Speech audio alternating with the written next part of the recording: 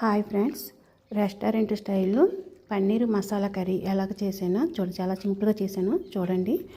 ఇందుకోసం ముందుగా పన్నీర్ కర్రీస్ పక్కన పెట్టుకున్నాను. నేను పీసులు తీసుకున్నాను అనమాట, చిన్న చిన్న ముక్కలు కట్ చేసినవి ప్యాకెట్ తీసుకున్నాను. నెక్స్ట్ ఏంటంటే ఒక పావు స్పూను పొడి కారం, ఒక పావు స్పూన్ ఉప్పు, ఒక పావు స్పూన్ ఏమో గరం మసాలా పొడి వేసుకొని అన్నీ బాగా కలిపేసుకొని నెక్స్ట్ మనం కట్ చేసిన ముక్కలు ఉన్నాయి కదా, కడిగిన ముక్కలు ఉన్నాయి కదా, ఇందులో వేసేయండి. పన్నీర్ ముక్కలు వేసేసి ఒకసారి ఇలా టాస్ చేయండి. గరిటగా స్పూన్ ఏం పెట్టొద్దు, గుండె అయిపోతాయి అనమాట. నెక్స్ట్ అంటే ఒక కళాయి వేసుకొని ఆయిల్ వేసుకోండి.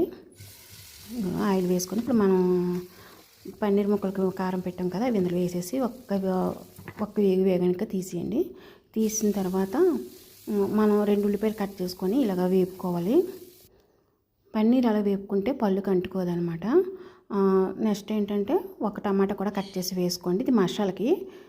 ఇది ఎక్కువ వేగిపోకూడదు, ఉల్లిపాయ ఎక్కువ వేగకుండా అది చల్లారాక మిక్సీ వేసుకుందామండి. నెక్స్ట్ కళాయి వేసేసుకొని బటరు అంటే కొద్దిగా వెన్న, కొద్దిగా ఆయిల్ వేసుకొని ఇక్కడ ఈ ప్లేస్లో మీరు నూనె వేసుకోవచ్చు, లేదంటే వెన్న వేసుకోవచ్చు. అప్పుడు ఒక పావు స్పూన్ ఆవాలు, పావు స్పూన్ జీలకర్ర వేసి వేగిన తర్వాత మనం మిక్సీ చేసిన పేస్ట్ ఉంది కదా, ఆ మసాలా కూడా వేసేసి వేగనివ్వండి. వేగిన తర్వాత ఒక స్పూన్ అల్లం వెల్లుల్లి పేస్ట్ వేయండి. తర్వాత మిరపకాయ పేస్ట్ నేను చేశాను కదా, అదే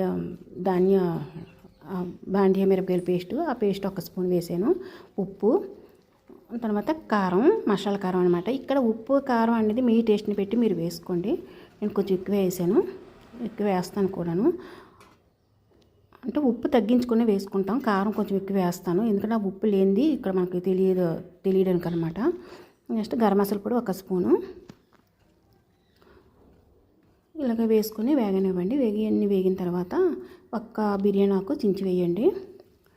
వేసాక ఇక్కడ పెరుగు చూడండి, కమ్మటి పెరుగు అనమాట. ఈ పెరుగుని స్పూన్తో బాగా గిలకొట్టాలి, ముద్రలో లేకుండాను క్రీమ్లా చేసుకొని ఇది కూడా వేసేసి వేగనివ్వండి. పెరుగు వేయడాన్ని మనకి మసాలా చాలా మంచి అరమ వస్తుంది అనమాట, చాలా బాగుంటుంది. ఒక మూత పెట్టండి. మూత పెడితే మసాలా అంతా చూసారు ఎలా ఉడికిందో. ఇప్పుడు ఒక 4 పచ్చిమిరపకాయలు చీలికల్లో చేసుకొని వేసుకోండి.